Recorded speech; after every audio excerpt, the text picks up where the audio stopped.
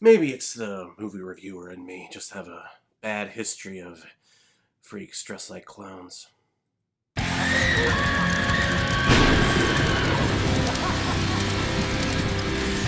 The Terrifier, released in 2016, and is directed by Damien Leone, who is also behind All Hallows Eve, which is an anthology film that encompasses a bunch of short films, all dealing with very scary, spooky stuff. And that is the very first appearance that we saw of this clown Terrifier character called Art the Clown. And the director was like, hey, he's pretty creepy and he's pretty marketable, so let's make a whole movie about him. And here it is! And this film is starring Jenna Cannell, Samantha Scafidi, Catherine Corcoran, and David Howard Thornton as Art the Clown. And as you can see, my set has changed just a little bit. I put up a bunch of spooky cobwebs. Because when we're thinking about the Halloween month and the Halloween season, what's gonna scare me more than creepy-ass clowns?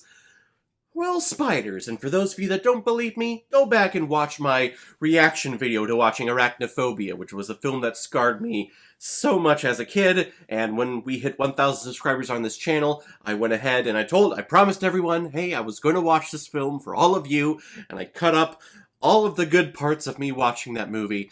I think it's one of the best things I've done on this channel. It's definitely entertaining for me. I go back and watch it every once in a while just to have a little laugh at my own expense. So go watch that one and then come back here and let's talk about the Terrifier. Because if it's not spiders, it's creepy-ass clowns for me. One Halloween night, two best friends by the name of Tara and Dawn leave a Halloween party drunk off their asses. But they are very responsible and decide to go get a bite of pizza before they take off in their car. If there's anything I can say about this movie is that these characters in here are actually very responsible. Don't drink and drive. The more you know. 'Cause knowledge is power! However, on their way to the pizza shop, they encounter a strange man in clown makeup who is staring at them constantly. And while the two wait for their food in the pizza restaurant, the creepy-ass clown follows them and sits by a nearby booth staring at them. Now this is a horror film, so you guessed it, this guy is a murderous clown and he has his sights set on these two drunk girls. And we go right into a pretty standard slasher film. Except the only thing that's not standard about it is that it's a freaky, scary-ass clown. Whew. Now, I'm proud of myself this year. I've opened myself up to the horror genre more. I've started reviewing films for gingernutsofhorror.com, which was a great horror website that encompasses a bunch of reviews on books and films, all dealing with the horror genre. So I've opened myself up to screeners that they've provided me. So going into this movie, I was open to it, and I knew that it wasn't going to be a huge budgeted film. I knew it wasn't going to be anything spectacular, so my expectations were definitely lowered, and my standards were definitely lowered. I'm just going in for this to have a good time, even though it's a scary-ass clown who I know is just going to tear these people to shreds. But I went into it with this idea of, okay, this is a filmmaker who's just having fun, and that's where a lot of filmmakers start out, is in the horror genre.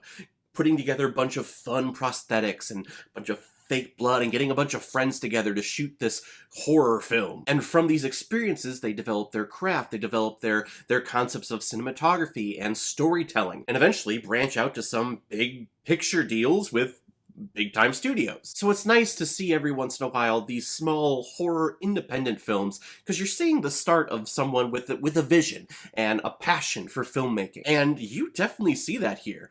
I actually had a really good time with this movie, even though it was creepy as shit. Does this film overuse the jump scare? Oh my god, yes. That's every scare, every murder that happens in this film is basically a jump scare. But there's something unique about these jump scares.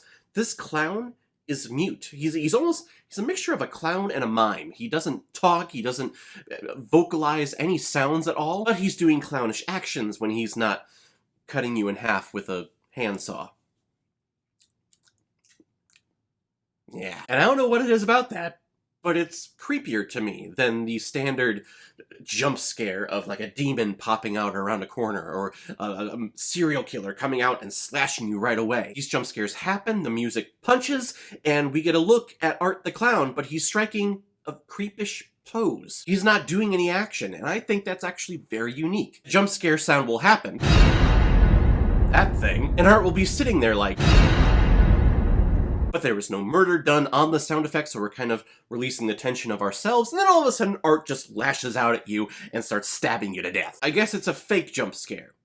And I appreciated it. And I also appreciate the intelligence that this film gave to our two final girls that the slasher is going after. Typically when you see a slasher film, when you see a horror film, it follows a murderous dude following and stalking girls, and they're kind of screaming, going like, I don't know what to do. Hello? Is anyone in there? Billy? I'm gonna get naked and take a shower, what's going on? But in this movie, he makes them formidable opponents to Art, especially Tara. Dawn had a little too much to drink at the Halloween party and is not really sobered up, and what ends up happening to her is... You know when you heard the name Saw for the film Saw, you were thinking that, oh, we're probably going to see a lot of sawing going on in that film, when really there was just this one little thing, and you don't see any of it at all? Well, this film... that should have been Saw, the movie. I don't want to spoil anything, really, but let me just say this. You know how Snoke died in Star Wars The Last Jedi? We'll just take that angle and then rotate it 90 degrees. So... yeah. But Tara, on the other hand, who is her best friend, she actually puts up a hell of a fight to Art. Yes, at first she's running away and trying to escape and trying to find someone that's going to help her, but eventually she stands her ground. And you typically don't see that in horror films. Typically the final girl is always running, and then by happenstance, the main villain, the stalker guy, dies or goes away somehow. And I also appreciate the supporting male characters in this film are not creepy stalker dudes like they're typically portrayed in horror films. Usually the final girl is running away from the stalker, whether it's Michael Myers or Freddy Krueger, and then they find someone, and if it's a guy, they typically turn out to be some other weird creepy dude or stalker dude who wants sexual favors in return for helping them. Now, all the guys that we see in this film are actually very respectful and progressive guys. It's nice to see that they were nice men before they bit the dust, or before Art bit them. I don't know, you gotta watch the movie. The whole concept behind Art the Clown, I think, is perfect. I mean, you're accenting everything about clowns that is creepy. Yes, we've seen scary clowns in the past. We've seen killer clowns from outer space. We've seen It. But this guy is just a normal guy, and we see him put on the makeup, and we see him put on his clothing and fill his bag with all the tools that he's going to use to hatch up everyone. And I think there's just something creepier about that concept. The way his cheekbones are accented, the long nose, the creepy-ass mouth, which personally, if I saw that guy in a restaurant staring at me with that mouth, I'd be like, I am gone. And it's creepy from the physical performance of this character. He just toys with his victims. And it's the toying, I think, that is the scariest part. Not the actual cutting up and the actual eating of faces and things like that. It's the toying. It's the playing with your food before you eat it. And I also think it's the fact that we have no idea, at this point, who this guy is or why he does what he does. I mean, I guess he's kind of like the Joker in that aspect. We don't know who this guy is, what his backstory is, why he goes out and kills people. He just does it, and why he targets his victims. You don't know. He just does. He just does things. He's like a dog chasing cars. I don't know what I would do if I just caught it. Just do things. But I think this film is actually a ton of fun. I know that the Terrifier 2 was supposed to come out this year, but once again, 2020 claims another victim, and during like the last couple of weeks of filming, that's when COVID-19 hit, and the Terrifier 2 had to be shut down, so I don't know if they're going to resume shooting maybe later this year, or maybe next year. Maybe it'll come out in 2021, hopefully, because I want to see more installments of this guy. I think this was really cool. However, now that I say that, I'm actually scared, because typically what happens when a franchise goes to number 2, number 3, number 4, number 5, we get lazy, or we start running out of ideas, and so we start doing backstories of our evildoers, and that's where things go off the rails. I'm sure we'll find out that he was abused as a child, or that hated his mother for some reason, or his father beat him, and then it's just gonna kill the character altogether. But you know what? was starting this out. This is the first entry, and I'm loving this character so far. Don't go into this film thinking that it's going to be the next big horror franchise. I like the independent feel of this film and the atmosphere of, hey, these are just a bunch of filmmakers, actors, just kind of getting together and making an enjoyable film. So go in with that mindset. I'm going to give The Terrifier 4 out of 5 Blu-rays. I like it a lot.